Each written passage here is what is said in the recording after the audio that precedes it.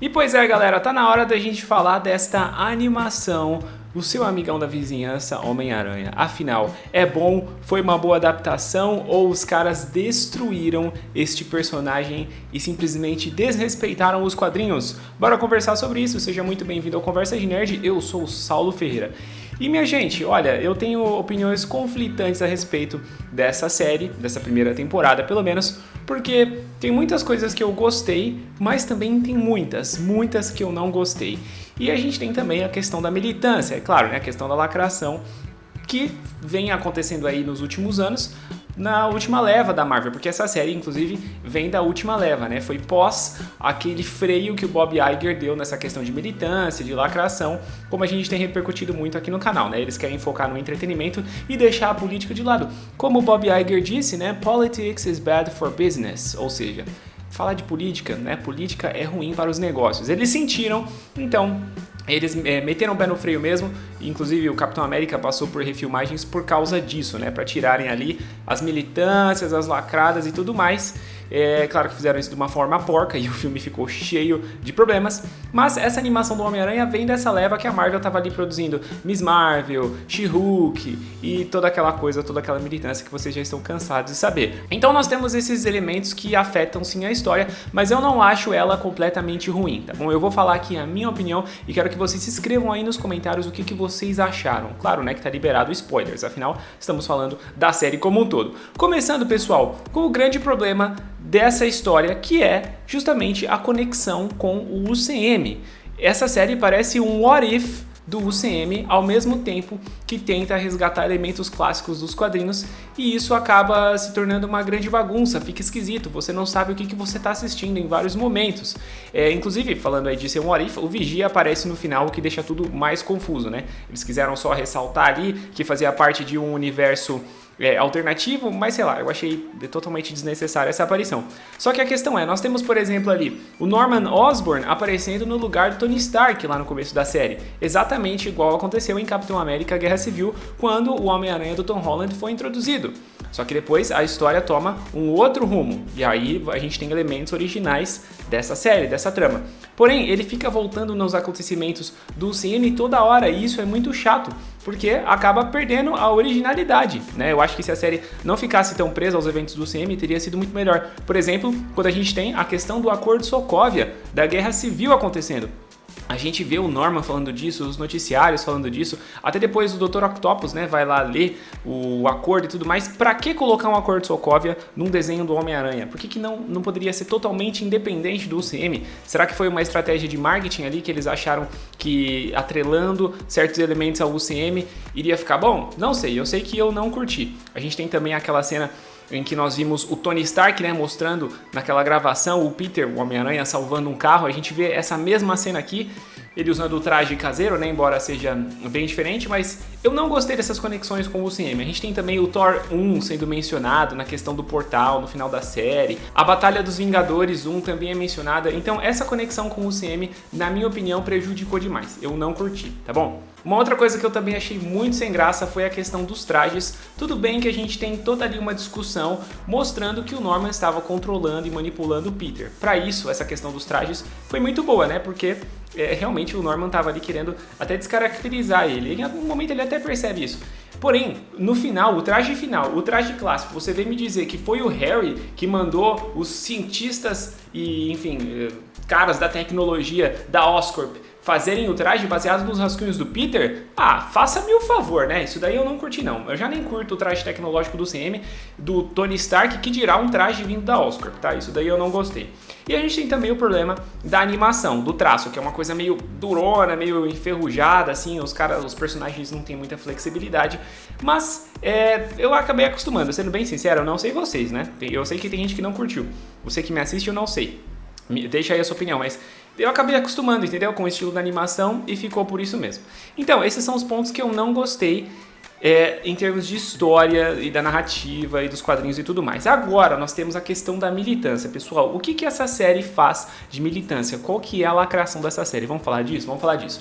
Primeira coisa foi alterar a etnia do Norman e do Harry. Embora, especialmente, o Norman esteja sendo muito bem interpretado pelo Coleman Domingo, né? Mas a gente tem essa mudança sim, e a gente vem aí vendo, né, uma sequência dessa questão de mudança de gênero, mudança de etnia, porque está sendo pautado, influenciado pela cultura woke. Embora não tenha problema na história, né? Foi só uma alteração, a gente sabe o que vem por trás dessa alteração, mas não teve problema. Uma coisa que eu não curti foi o estilo hipster do Harry. Eu não sei que mania eles têm de tentar deixar atual e moderno e transformar personagens em blogueiros, né? Por exemplo, o Harry desse universo é um influencer, ele é totalmente famoso na internet, aquela coisa toda. Igual fizeram com a Titânia lá em She-Hulk.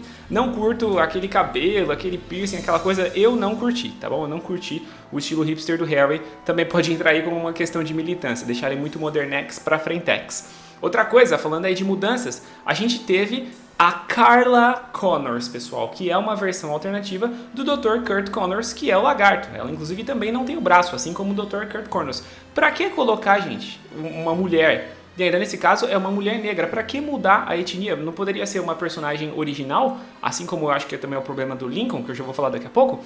Mas assim, por que não pode ser o Kurt Connors, cara? Por que não poderia ser o Kurt Connors original? Ah, mas esse aqui é um universo alternativo. É, realmente, mas ele é muito ligado com o UCM. Por que ele é tão ligado com o UCM? Vocês percebem a bagunça que essa série vira?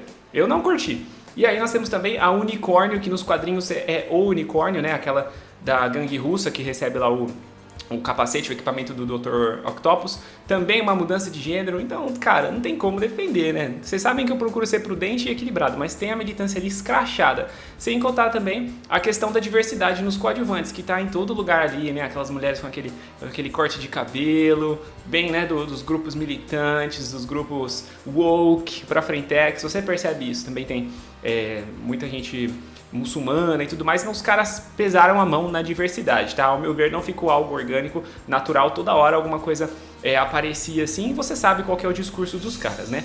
Agora, pessoal, 2 pontos que pegaram demais na questão da militância. Primeiro é a personagem da Nico. Eu acho que ela é bem interpretada, eu acho que a dinâmica dela com o Peter é muito boa, embora eu preferisse ver uma coisa mais clássica, tipo uma Mary Jane, uma Gwen Stacy, não sei se tem problemas de direitos autorais. Eu só não gostei realmente da militância que a personagem da Nico tem, porque a gente tem, primeiro, o fato dela ser, muito provavelmente, bissexual. Porque ela fica interessada na Pearl, né? Dá a entender uma coisa que ela fala lá no começo da série, que ela também curte a Pearl. A hora que a Pearl abraça ela, ela também parece que gosta da menina. Só que o Peter também tá interessado na menina. Isso pode dar um triângulo amoroso, né, futuramente. Então a gente tem essa questão. Mas além disso, a gente tem aquele discurso escancarado, né? A militância do roteirista. Quando a Nico não gosta, né, super egoísta, ela não gosta da amizade do Peter com o Harry e fala que o Harry é um herdeiro milionário, que muito provavelmente ele vai se tornar um político, né? Ele vai ganhar as eleições por causa disso e que por causa disto ela vai ser obrigada a se juntar à revolução. Poxa, cara, se isso aqui não é um papinho progressista revolucionário, eu não sei o que é, então eu não curti, tá bom? E aí, pessoal, nós temos o ponto alto desta série, que é o personagem Lonnie Lincoln, que, ao mesmo tempo que é muito bom, também tem muita militância em cima, e eu explico. Em primeiro lugar, eu achei o arco dele muito legal, muito bem feito. O ator também, né, que dá a voz ao personagem, faz muito bem. Eu curti pra caramba. Eu só não curti algumas questões no desenvolvimento dessa história. Em primeiro lugar, por que esse personagem do Lonnie Lincoln tinha que ser o Lonnie Lincoln, o Lápide? Não poderia ser um personagem original da série? Porque, se você for ver, nos quadrinhos, o personagem original, né, o Lápide, ele é albino e ele sofre bullying por causa disso.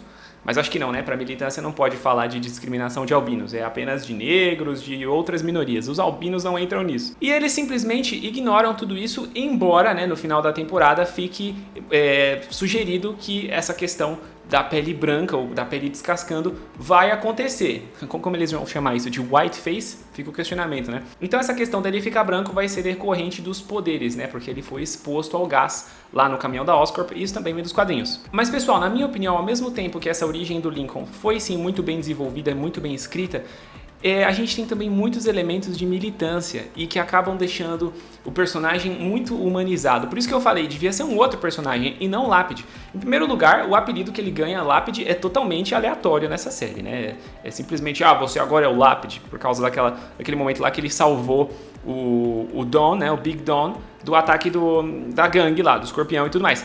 Putz, velho, sério? Que é esse o nome? Tá bom, pra mim foi totalmente jogado e forçado.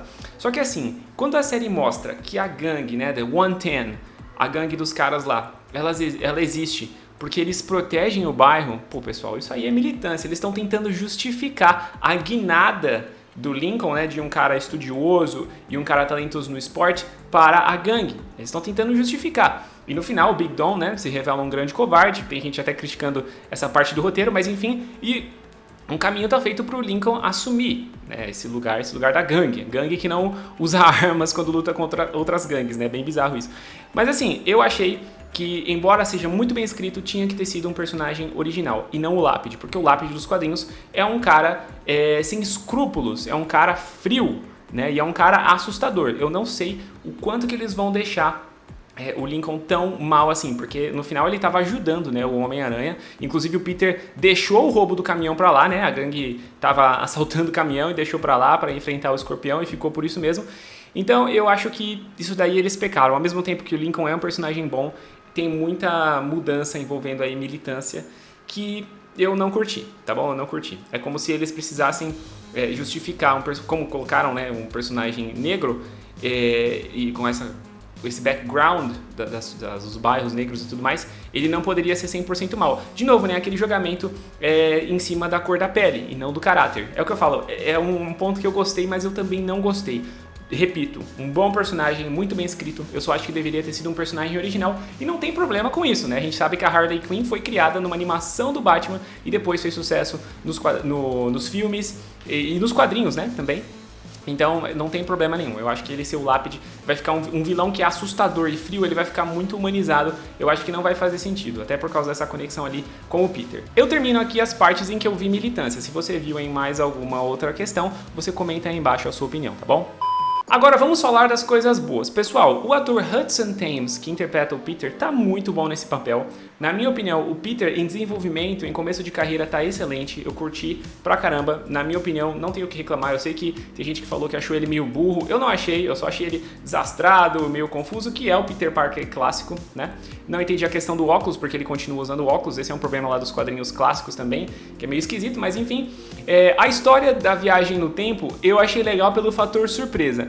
Né, a história essa linha do Doutor Estranho ter viajado no passado, né, com aquele momento que ele tá lutando com o simbionte, abre o portal, e aí a origem do Peter é ele mesmo, então ele é um paradoxo dele mesmo.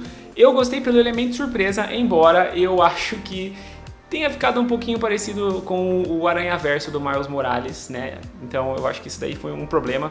E o roteiro não tinha adiantado nada essa questão da viagem no tempo, embora no primeiro episódio ele fala, você não deveria estar aqui. Então eles viajaram no tempo, eles já tinham estabelecido isso. Eu só acho que eu não curti muito, ainda tô meio conflitante a respeito disso, mas pelo elemento de surpresa eu fiquei, caramba, então Peter, nesse universo, o Peter é responsável pela criação do Homem-Aranha. Então é meio que um paradoxo, um loop, enfim, comenta aí a opinião de vocês. Eu achei legal porque me surpreendeu, mas é meio bizarro se você for ver, né? O Escorpião também é um ponto alto dessa série. Todas as cenas que ele aparece, desde o líder, né, da equipe dos Escorpiões, até o momento que ele compra o traje do Dr. Octopus, as lutas contra o Homem-Aranha são brutais. Aquele momento que ele quase mata o Peter é muito bom. Depois na batalha final também, um cara implacável, um cara cansativo, curti demais, tá muito bem feito. E também a luta do Doutor Estranho e do Homem-Aranha contra o simbionte foi muito legal, curti. Eles já deixaram um gancho disso também, né, de um pedaço do simbionte que fica na Terra. O Norman Osborn, interpretado pelo Colman Domingo, está excelente. Eu gostei dessa coisa que você sempre fica esperando ele ser um vilão, né, e que ele tá por trás, e realmente ele está. No final do episódio mostra qual que é a verdadeira intenção dele, como é que ele estava manipulando não só o Peter, mas também todos os outros cientistas. Eu gostei disso.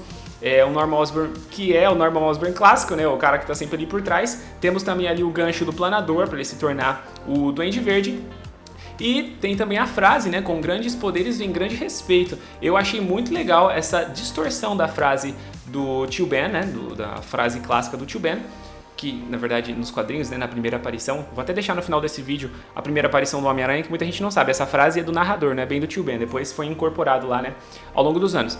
Eu achei legal ter essa distorção, porque aí você vê, né, a questão da vilanidade, Será que existe essa palavra? Enfim, dessa questão dele ser um vilão, do Norman ser um vilão. Então só eu curti também, e o Peter chega meio que na conclusão dele sozinho, né? Peraí, eu não posso cruzar essa linha. Não totalmente sozinho, porque o Lonnie tá lá, né? Vocês viram como é complicado. Mas enfim, o Dr. Octopus, nada a reclamar. Perfeito, bem parecido com os quadrinhos clássicos. Curti pra caramba, muito bem feito, muito bem adaptado.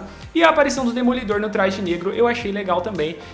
Deu uma expandida nesse universo. E agora falando do Demolidor, eu lembrei que o Homem de Ferro aparece com o traje clássico também, né? O traje lá da Era de Ouro. Vocês veem como é confuso esse universo? Como ele é uma concha de retalhos? E por fim, pessoal, nós temos vários ganchos para uma possível segunda temporada que ainda não está confirmada. Por exemplo, o Harry abrindo a empresa Web, né, para ajudar o Peter junto com vários outros gênios, tirando o Amadeus Cho, que estava ali no programa de estágio. Muito provavelmente ele vai acabar se tornando uma versão do Hulk, assim como acontece nos quadrinhos também nessa série. Tivemos a Finesse trabalhando ao lado do Demolidor, né? Descobrimos que ela estava infiltrada lá no programa de estágio.